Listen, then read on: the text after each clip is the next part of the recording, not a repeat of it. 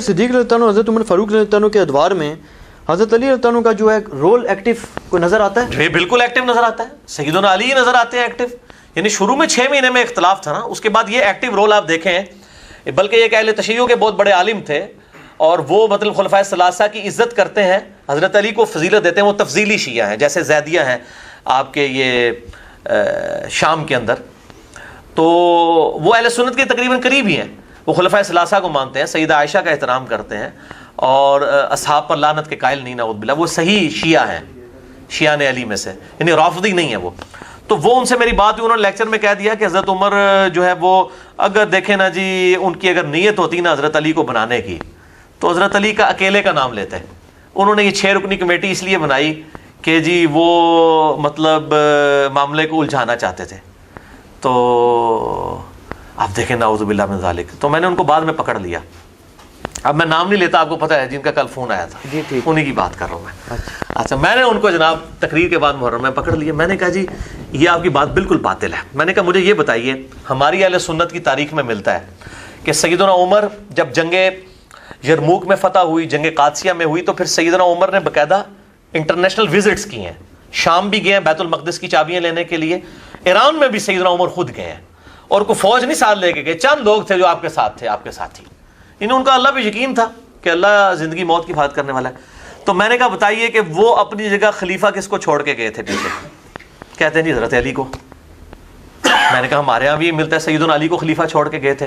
اور وہ کیوں چھوڑ کے گئے تھے؟ کیونکہ بخاری اور مسلم کی متفق علیہ حدیث ہے کہ جب غزوہ تبوک پہ نبی صلی اللہ علیہ وسلم جانے لگے تھے نا, تو پہلی دفعہ ہوا تھا کہ حضرت علی اس جنگ میں شریک نہیں ہوئے. حضرت علی کو آپ صلی اللہ علیہ وآلہ وسلم اپنی جگہ مدینے میں خلیفہ چھوڑ کے گئے تھے. ٹھیک ہے, اور پھر اس موقع پہ آپ نے فرمایا تھا, بخاری اور مسلم کی متفق علیہ حدیث ہے, اور بخاری نے حضرت علی کے فضائل پہ پہلی حدیث ہی لی ہے, اور مسلم نے بھی. کیا علی, حضرت علی رو پڑے کہ مجھے بھی ساتھ لے گیا. ان کا علی تو اس بات پہ خوش نہیں کہ تیری میرے ساتھ وہی نسبت ہے جو ہارون کی موسیٰ کے ساتھ, مگر میرے بعد کوئی نبی نہیں.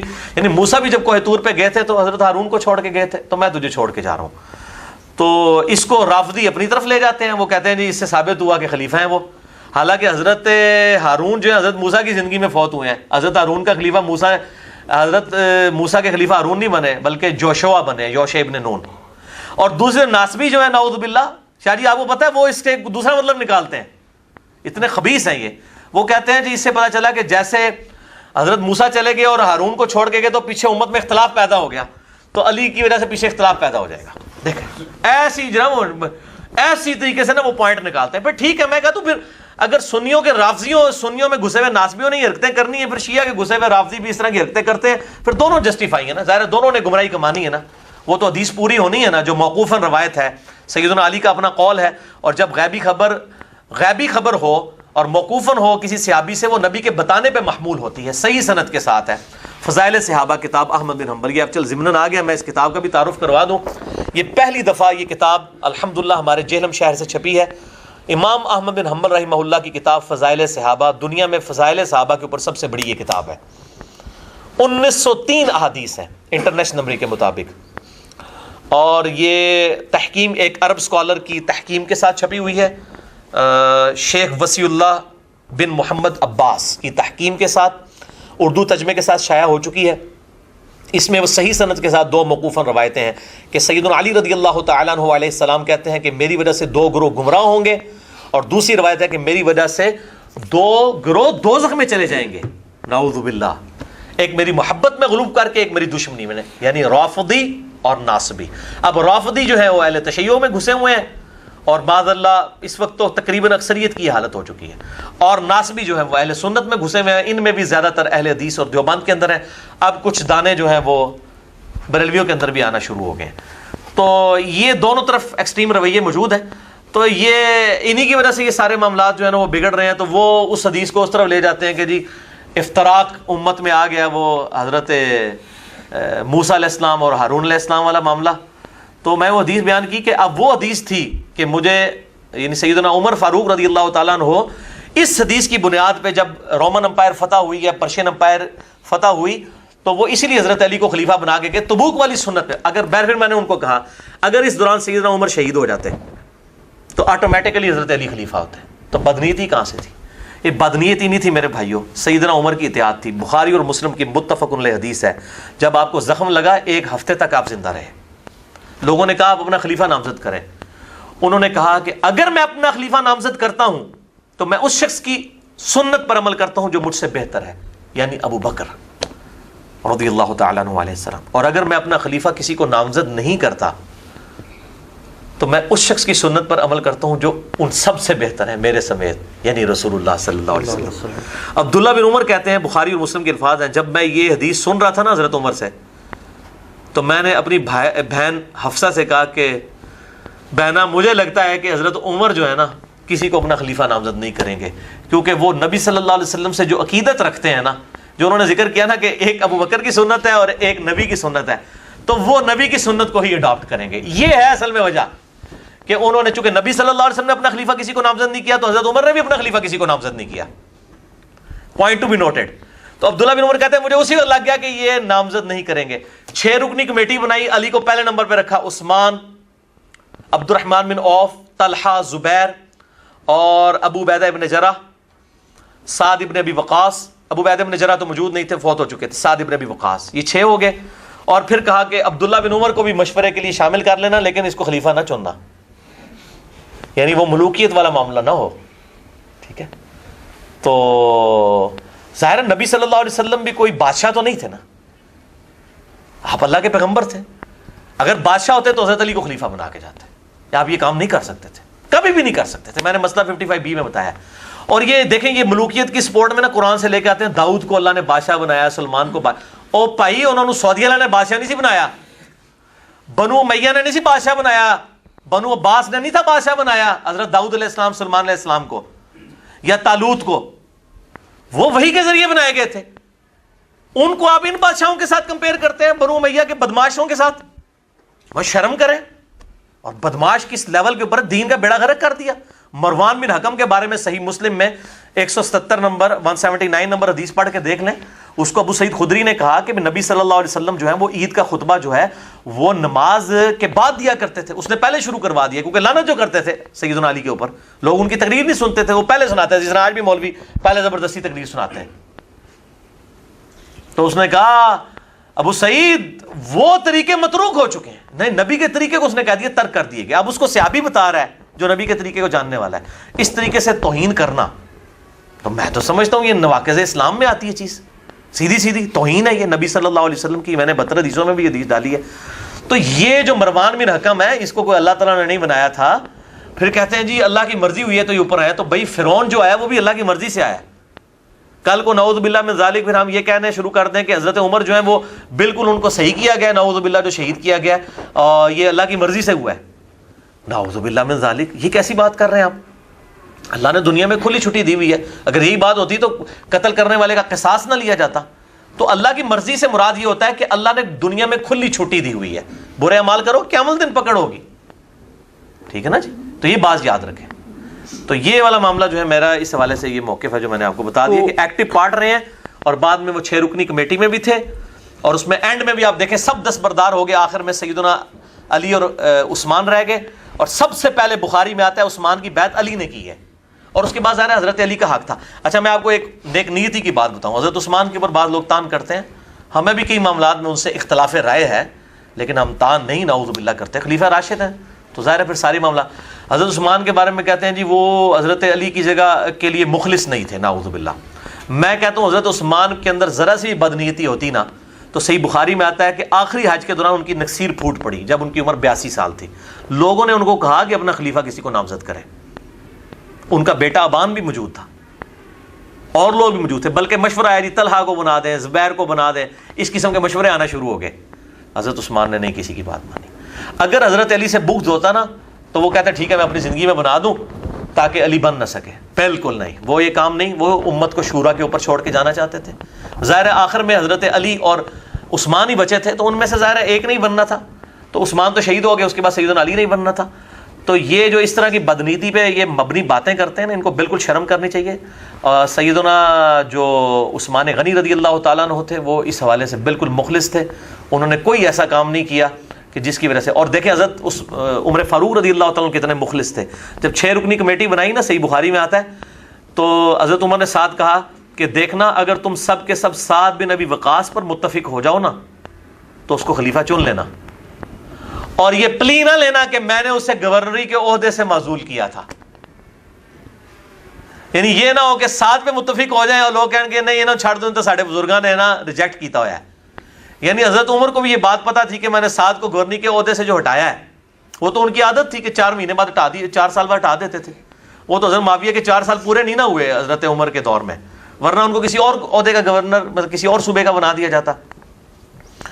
تو باقی آپ دیکھیں کتنے مخلصانہ الفاظ ہیں. اگر سعد پر بھی متفق ہو جاؤ تو میرا اس کو معزول کرنا بہانہ نہ بنانا، اس کو چن لینا. ٹھیک ہے، تو یہ الحمدللہ ان کی نیک نیتی تھی. آپ ڈیپ ڈگ کریں گے آپ کو ساری حدیثیں الحمدللہ ملیں گی. جی شاہ جی. اچھا علی بھائی آپ ایک دور ہی بھاگتا ہوں. آپ کو پتہ ہے نا حضرت ابوبکر کا بھی جب یہ مشورہ شروع کیا تو حضرت عمر نے سب سے پہلے کہا کہ جی مجھے تو آپ معافی رکھیں، باقیوں میں سے کوئی مشورہ کر لے، میں جو بھی مسلمان راضی ہو جائیں گے. حضرت ابوبکر نے بھی سب سے مشورہ کیا، حضرت عمر سے نہیں کیا. اور سب سے مشورہ کیا کہ اس کو کر دوں، تو سب نے کہا ٹھیک ہے.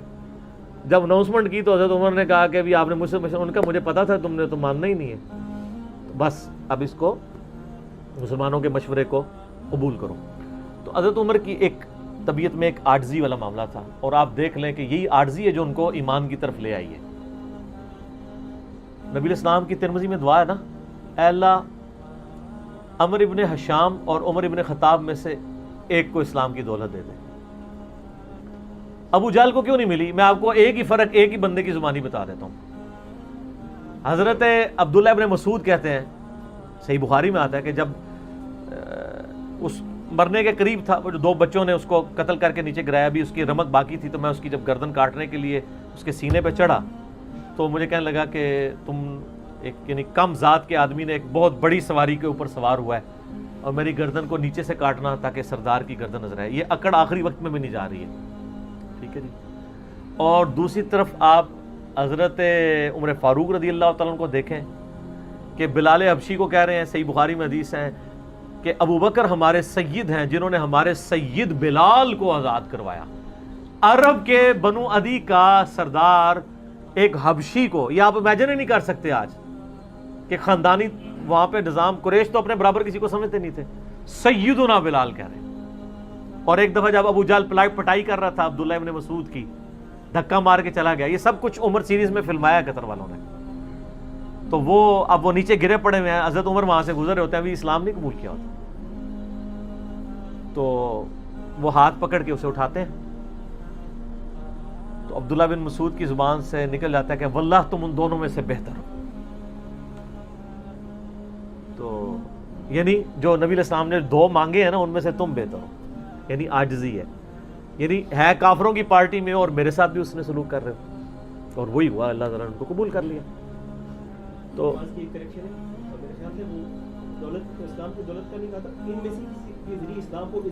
ہاں یہ بھی، یہ 2 علیحدہ حدیث ہیں، 2 علیحدہ، ترمذی میں دونوں روایتیں موجود ہیں. اچھا اب آپ دیکھیں کہ سیدنا عمر فاروق رضی اللہ تعالیٰ عنہ کہتے ہیں، حضرت ابو ہریرہ کہتے ہیں مسلم شریف کی اس حدیث میں کہ حضرت عمر مجھے کہا کرتے تھے مجھے پوری زندگی کبھی عمارت کا شوق نہیں ہوا سوائے اس دن کے کہ جس دن علی کو جھنڈا ملا. مجھے بھی خواہش تھی کہ کاش نبی علیہ السلام مجھے وہ جھنڈا دیتے. یہ حضرت علی کے لیے بہت بڑی فضیلت ہے اس حوالے سے کہ سیدنا عمر ان پر رشک کرتے تھے. باقی ایک سنن کبریٰ البیہقی میں من گھڑت روایت ہے کہ حضرت عمر کہا کرتے تھے، وہ جو ایک بڑی مشہور بیان کر رہے ہوتے ہیں کہ جی وہ ستاروں کے برابر کس کی نیکی ہیں. حضرت عائشہ نے پوچھا تو ان کا بھی تیرے باپ کی ہیں، تو حضرت عمر کی ہیں، تو پوچھا کہ میرے باپ کی، ان کا جی ان کی تو ایک نیکی جو ہے وہ غار ثور کی سب پہ بھاری ہے. اس حدیث کو شیخ البانی نے، شیخ زبیلی زئی صاحب نے، دونوں نے لکھا ہے یہ موضوع حدیث ہے، وضع کی گئی حدیث ہے، لیکن یہ ہمارے مسلمانوں کے بچے کو یاد ہے. جعلی حدیث ہے، ضعیف نہیں سر، گھڑی ہوئی حدیث ہے. اور جو مسلم شریف کی حدیث تھی وہ ہم نے آگے ایکسپلور کی ہے کہ حضرت عمر کہتے تھے مجھے علی پر رشک ہے کہ مجھے وہ جھنڈا نہیں ملا اور علی کو ملا. دوسری طرف سیدنا علی بھی سیدنا عمر سے بڑی محبت کرتے تھے. ہاں بخاری اور مسلم دونوں میں حدیث ہے، مشکات میں بھی آپ کو مل جائے گی 3 جلد میں، حضرت ابوبکر عمر کے فضائل کے چیپٹر میں. عبداللہ ابن عباس کہتے ہیں کہ سیدنا عمر کی میت رکھی ہوئی تھی اور لوگ ان کی میت پہ رو رہے تھے. اور اپنے اپنے انداز میں ان کے اوپر سلام پیش کر رہے تھے کہ آپ کی وجہ سے اللہ نے اسلام کو اتنا عروج دیا، رومن اور پرشین امپائر گر گئیں، یرموک اور قادسیہ میں اللہ نے مسلمانوں کو فتوحات دیں۔ اور کہتے ہیں اتنے میں ایک شخص میرے پیچھے آگے کھڑا ہوا، چونکہ میں بھی میت کے سامنے بیٹھا ہوا تھا، تو اس نے میرے کندھے کے اوپر آ کے یوں کونی رکھ لی، اور اس نے سیدنا عمر کی میت کو مخاطب کر کے کہا کہ اللہ تجھ پہ رحم کرے اے عمر ابن خطاب۔ میں نے اللہ کے محبوب صلی اللہ علیہ وآلہ وسلم سے بارہا سنا تھا کہ میں ابو بکر اور عمر فلاں جگہ گئے، میں ابو بکر اور عمر داخل ہوئے، میں ابو بکر اور عمر نکلے۔ مجھے امید تھی کہ تم اپنے ان دو ساتھیوں کے ساتھ جا کے ملو گے۔ کون سے دو ساتھی؟ سیدنا ابو بکر اور سیدنا محمد رسول اللہ صلی اللہ علیہ وآلہ وسلم۔ اور اللہ کی قسم اس روئے ارض پہ تم وہ شخص تھے کہ مجھے خواہش ہے کہ میں تمہارے اعمال کے ساتھ اللہ کے حضور پیش ہوں۔ ظاہر ہے اتنا بڑا عروج سر، انسانی تاریخ کا سب سے بڑا ریولوشن نبی علیہ السلام کا، اس کی ایپیکس سیدنا عمر کے دور میں ہوئی ہے، اور یہ اللہ کا معجزہ ہے۔ نبی علیہ السلام کی مبارک زندگی میں انقلاب آتا نا تو اس طرح کے تو بہت لیڈر پہلے بھی آئے تھے جنہوں نے اپنی زندگیوں میں انقلاب لے کے آئے تھے۔ یہ معجزہ یہ تھا کہ وہ شخص دنیا سے چلا گیا، ہزاروں اس کے ماننے والے مرتد ہو گئے عرب قبائل، اور چند مخلص ساتھی ساتھ ہیں، اس کے باوجود اللہ نے رومن اور پرشین امپائر الٹوا دیے۔ کتنا بڑا معجزہ ہے۔ اگر نبی علیہ السلام اپنی مبارک زندگی میں کر جاتے، وہ تو سکندر اعظم بھی کر گیا، بعد میں چنگیز خان نے بھی کیا، بڑے بڑے لیڈر آئے۔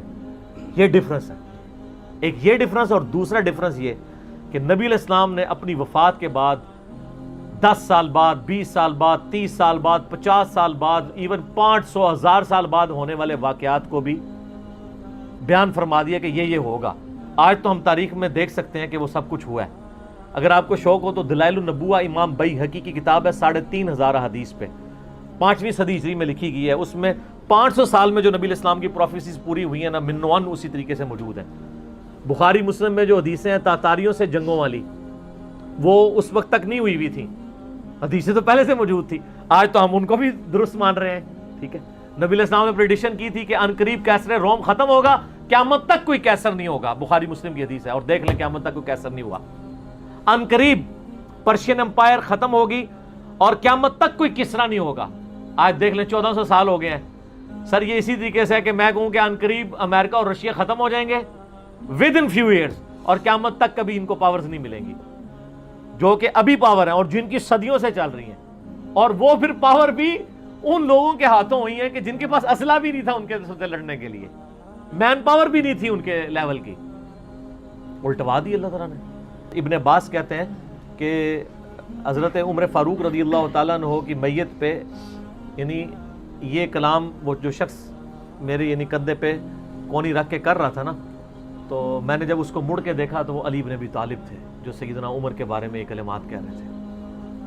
تو یعنی ان لوگوں کی للہیت تھی کہ وہ تعریف کیا کرتے تھے اور کوئی آر محسوس نہیں کیا کرتے تھے۔ اور آپ دیکھیں سیدنا عمر کی بھی کتنی محبت تھی سیدنا علی سے کہ جب کبھی بھی فارن ٹور پہ جاتے تھے اپنی جگہ حضرت علی کو خلیفہ بنا کے جاتے تھے، کیونکہ نبی علیہ السلام جب تبوک پہ گئے تھے تو سیدنا علی کو چھوڑ کے گئے تھے، بخاری مسلم میں آتا ہے۔ حضرت علی رو پڑے، پہلا اور آخری موقع تھا کہ جنگ میں نہیں گئے، تو فرمایا تم اس پہ راضی نہیں ہو، تمہاری میرے ساتھ وہی نسبت ہے جو ہارون کی موسیٰ کے ساتھ، مگر میرے بعد کوئی نبی نہیں۔ تو حضرت عمر اس سنت میں عمل کرتے تھے۔ جب بھی وہ جاتے تھے، جب بیت المقدس فتح ہوا، چابیوں کے لیے انہوں نے بلایا، سیدنا علی کو اپنی جگہ چھوڑ کے گئے، اس سنت پہ عمل کیا کرتے تھے۔ اور یہ بات شیعہ کے ہاں بھی ملتی ہے۔ میری ایک شیعہ عالم کے ساتھ ایک دفعہ بحث ہوئی، 2011-12 کی بات ہے، تو مجھے کہنے لگے کہ حضرت عمر جو ہے نا حضرت علی کو خلیفہ بنانے میں مخلص نہیں تھے، اسی لیے انہوں نے 6 رکنی کمیٹی بنائی، ان کو چاہیے تھا ڈائریکٹ حضرت علی کو نامزد کرتے۔ تو میں نے کہا اس کے پیچھے ریزن کیا ہے، وہ تو حضرت عمر نے خود بتائی ہے، بخاری مسلم دونوں میں حدیث ہے۔ ابن عمر کہتے ہیں جب حضرت عمر کو زخم لگا اور اب ہمیں یقین ہو گیا کہ وہ جانبر نہیں ہوں گے، کھاتے تھے تو انتڑیاں کٹ چکی تھی، یہیں سے وہ سب کچھ نکل جاتا تھا، تو ہم نے عرض کیا کہ اپنا خلیفہ کسی کو نامزد کر دیں۔ تو انہوں نے کہا اگر میں اپنا خلیفہ کسی کو نامزد کرتا ہوں تو میں اس کی سنت پہ عمل کرتا ہوں جو مجھ سے بہتر ہے، ابو بکر، اور اگر میں نہیں کرتا تو میں اس کی سنت پہ عمل کروں گا جو ان سے بھی بہتر ہے، یعنی رسول اللہ صلی اللہ علیہ وسلم۔ ابن عمر کہتے ہیں جب میں نے حضرت عمر کی یہ بات سنی نا تو مجھے سمجھ آ گئی کہ اب حضرت عمر کسی کو نہیں بنائیں گے، کیونکہ وہ ہمیشہ ہر معاملے میں نبی الاسلام کی سنت کو پرائورٹی دیتے تھے۔ اور وہی ہوا کہ انہوں نے کہا کہ میں 6 رکنی کمیٹی بنا رہا ہوں، بخاری کے اور مسلم کے الفاظ ہیں کہ میں اپنے بعد اس امر خلافت میں ان 6 بندوں سے زیادہ کسی کو اہل نہیں سمجھتا جن سے رسول اللہ صلی اللہ علیہ وآلہ وسلم اپنی وفات تک راضی رہے۔ اور فرمایا علی، عثمان، طلحہ، زبیر، عبد الرحمن بن عوف، سعد بن ابی وقاص۔ اچھا یہ کون ہے؟ عشرہ مبشرہ ہیں۔ عشرہ مبشرہ میں سے یہ 6 بندے باقی تھے اور ایک 7واں بھی تھا، اس کا نام اس لیے لیا کہ ان کا بہنوئی تھا، سعید بن زید۔ وہ تو معاویہ کے دور میں جا کے فوت ہوئے ہیں نا، سعید بن زید تو بہت بعد میں فوت ہوئے ہیں۔ اور اسی بخاری میں الفاظ ہیں کہ عبداللہ بن عمر کو مشورے میں ضرور شامل کرنا لیکن اس کو کوئی خلیفہ نہ چنے، اور کہا کہ سعد ابن ابی وقاص پہ اگر تم متفق ہو جاؤ تو اسے خلیفہ چن لینا، اور میری اس بات کو دلیل نہ بنانا کہ میں نے اسے معزول کیا تھا پرشین امپائر کی گورنری سے، کہیں ایسا نہ ہو کہ تم اس پہ متفق اور کہو کہ اس کو تو عمر نے اتارا ہوا تھا، اینو تو رہن دو، اس دے 62 ایف لگ گئی ہے۔ یہ 62 ایف ہے ہی جعلی چیز ہے، اسلام میں کوئی 62 ایف نہیں ہے۔ اسلام میں یہ نہیں ہے کہ آپ کو مطلب موت کے غرغرے تک توبہ قبول ہے، آپ ایک بندے کے ساتھ معاملہ ہو جاتا ہے اور وہ توبہ طائب ہو جاتا ہے تو بس ٹھیک ہے، وہ تا حیات نائل کوئی نہیں ہوتا۔ اسلام میں کوئی تا حیات نہیں ہے۔ اللہ تعالیٰ کے ساتھ گستاخی کرنے والے کے لیے بھی جامعہ ترمذی میں حدیث ہے کہ موت کے غرغرے تک جو ہے وہ توبہ کا دروازہ کھلا ہوا ہے، موت کے غرغرے سے پہلے تو 62 ایف نہ لگا دینا اس پہ۔ وہ ایک معاملہ تھا، وہ حضرت عمر کسی کو 4 سال سے زیادہ گورنر رہنے نہیں دیتے تھے تو انہوں نے ان کو ہٹا دیا تھا۔ تو یعنی ان لوگوں کی یہ للہیت ہوا کرتی تھی۔ تو میں نے اس کو کہا کہ دیکھو کہ یہ وجہ تھی کہ انہوں نے نبی الاسلام کی سنت پہ عمل کیا کہ میں ان 6 بندوں سے نبی الاسلام راضی تھے، میں اس کمیٹی بناؤں گا، میں، اور اس میں الفاظ ہیں بخاری مسلم میں کہ میں زندگی بھر تمہارا بوجھ اٹھاتا رہا، اپنے مرنے کے بعد تمہارا بوجھ نہیں اٹھاؤں گا، تم خود اپنا خلیفہ چن لینا ان 6 میں سے، یعنی میں کسی کو نامینیٹ نہیں کروں گا۔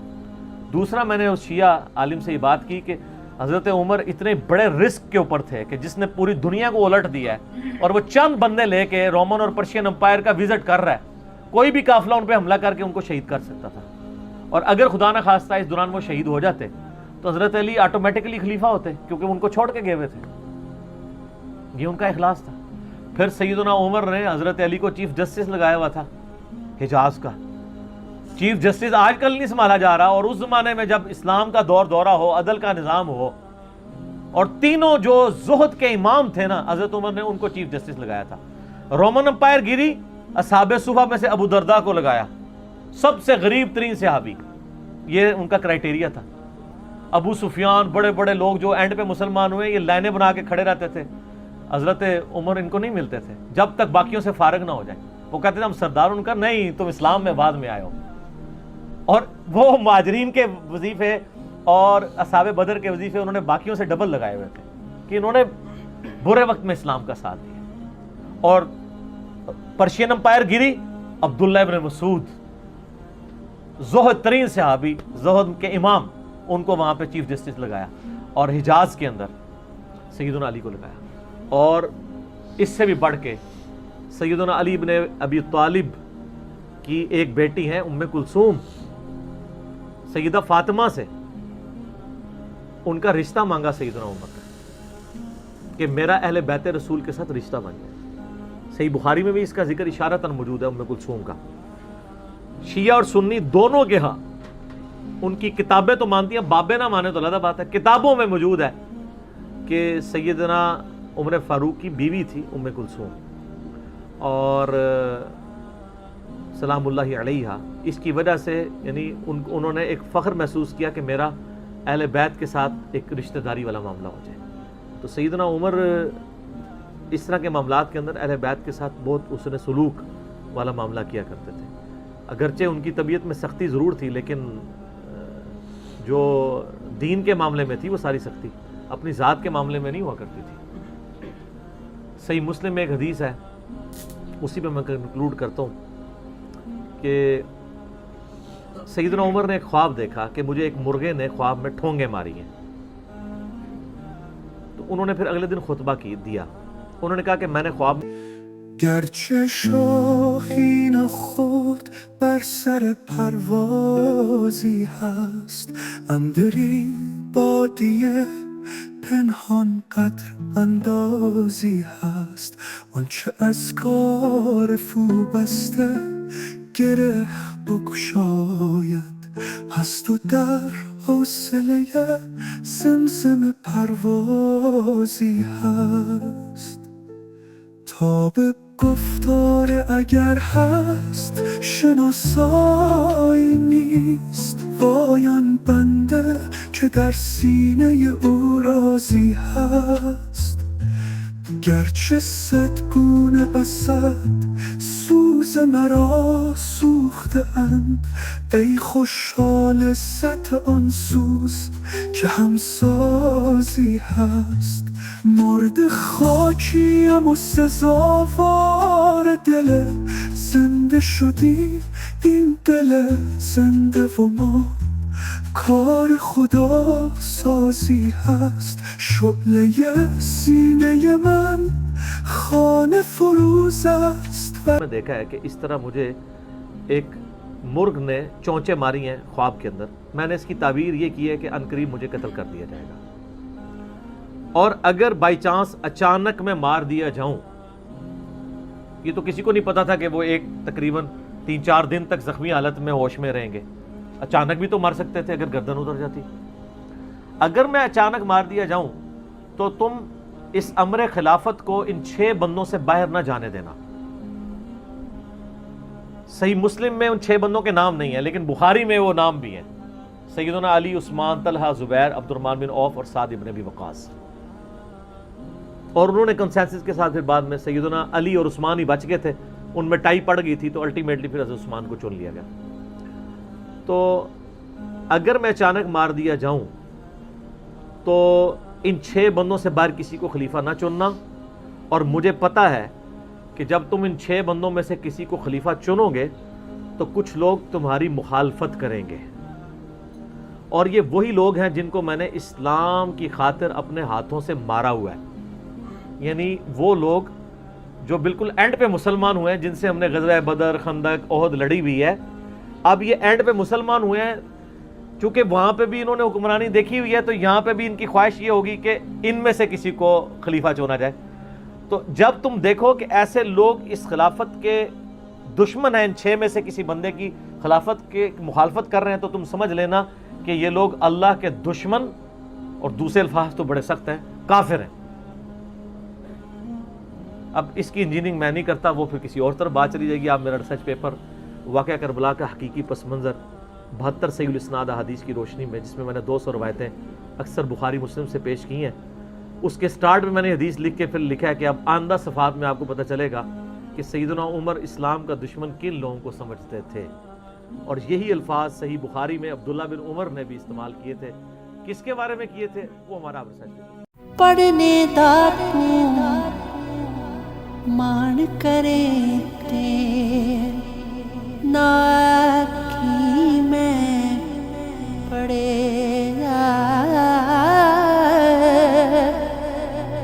او جبار کہار کہاوے متا روڑ سٹے دودھ کڑے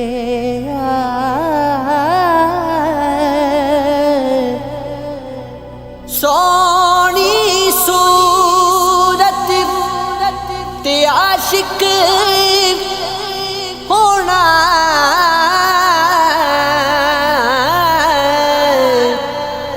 سونی صورت تے عاشق ہونا